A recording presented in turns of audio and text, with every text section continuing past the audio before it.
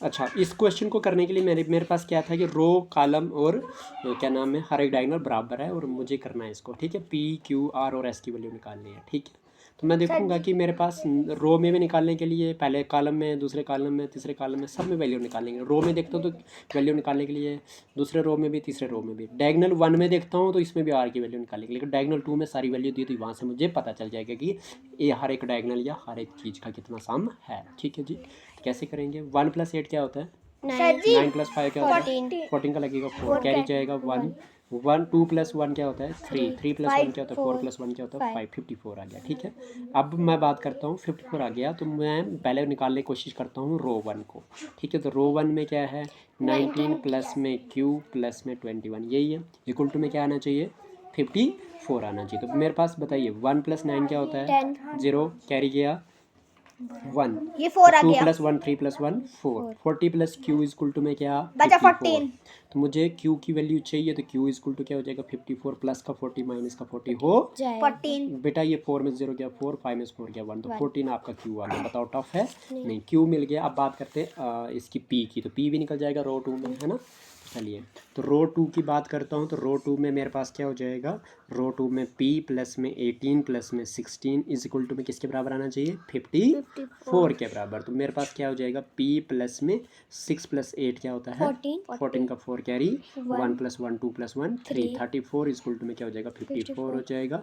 p की value जो होगी वो 54 में से माइनस करना मैंने 34, तो क्या हो जाएगा? 4 में से 4 गया 0, 5 में से 3 गया 2, 20 आ जाएगा, 17 नहीं आएगा जा, ठीक है। चलिए, अभी बात करता हूँ मेरे पास क्या निकालना मैंने? आर निकालना है तो मैं यहाँ से निकाल दूंगा। कैसे? कॉलम 3 से, ठीक है जी। तो कॉलम 3 से मैं निकालता हूँ। कॉलम 3 में मेरे पास 21 + 16 प्लस में r = में टोटल कितना होना चाहिए? 54 होना चाहिए। तो क्या हो जाएगा? 6 + 1 क्या होता है? 7, 2 + 1 37 आ गया। 37 प्लस में r = में क्या हो जाएगा? 54 हो जाएगा। r की वैल्यू क्या आ जाएगी? 54 आ जाएगी, प्लस का 37 माइनस का 37 बन जाएगा। तो 14 में से 7 गया 7 बचता है, इधर बचा 4, क्योंकि इसको उधार गया 4 में से 3 गया 1, तो 17 आ गया r की वैल्यू। यहाँ तक क्लियर है। अभी बात करता हूँ मैं, r निकल गया, s निकालते हैं। क्या निकालते हैं? s निकालने के लिए मेरे पास q 18 प्लस ये रो कॉलम 2 की बात करते हैं। कॉलम 2 में क्या है? कॉलम 2 में आपके पास है q प्लस में 18 प्लस में s है, इक्वल टू में कितना होना चाहिए? 54 होना चाहिए, है ना। तो क्या हो जाएगा? ये हो जाएगा q प्लस में, q की वैल्यू तो निकाली अभी हमने, वो 14 है। कितनी है? 14 प्लस में 18 प्लस में s हो जाएगा, इक्वल टू में क्या आ जाएगा? 54 आ जाएगा। कोई डाउट तो नहीं है। तो 8 + 4 क्या होता है?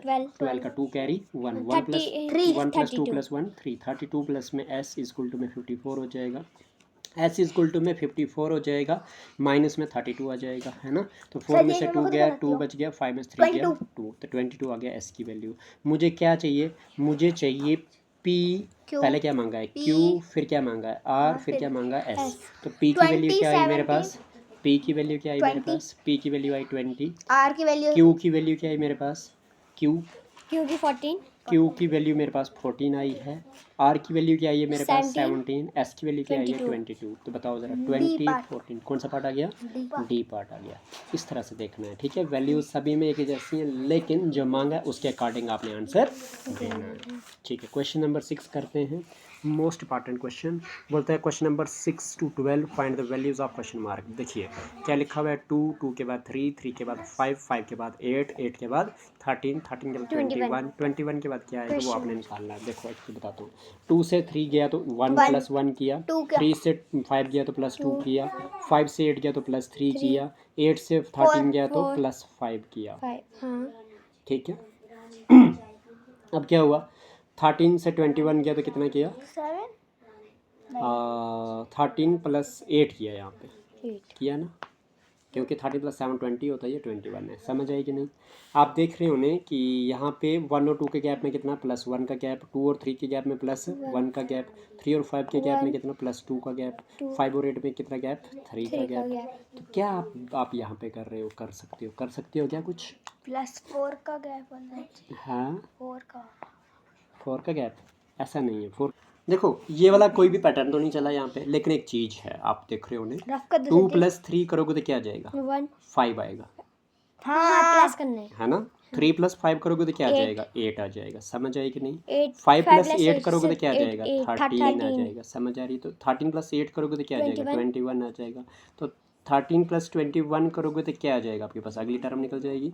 तो 1 + 3 क्या होता है 34। 2 + 1 क्या होता है 3, तो 34 इज योर आंसर। पता लग गया। हाँ। पिछली दो टर्म में प्लस करके अगली टर्म B निकलती है, समझ आ रही है क्या? मतलब 2 पिछली से दो 3 प्लस टर्में किया ऐड- तो सॉरी 2 से 3 प्लस किया आया 5, 5 से पिछली 8 दो प्लस। टर्में ऐड करी तो तीसरी टर्म निकलती है, हाँ। पिछली दो टर्में ऐड करी तो थर्ड टर्म निकलती है, समझ आ रही है? मतलब इस दो को प्लस किया ये आया, इन दो को प्लस किया ये आया, हाँ जी। और इन दो को प्लस किया ये, हाँ इन जी। दो को ये, हाँ इन दो जी। का ये।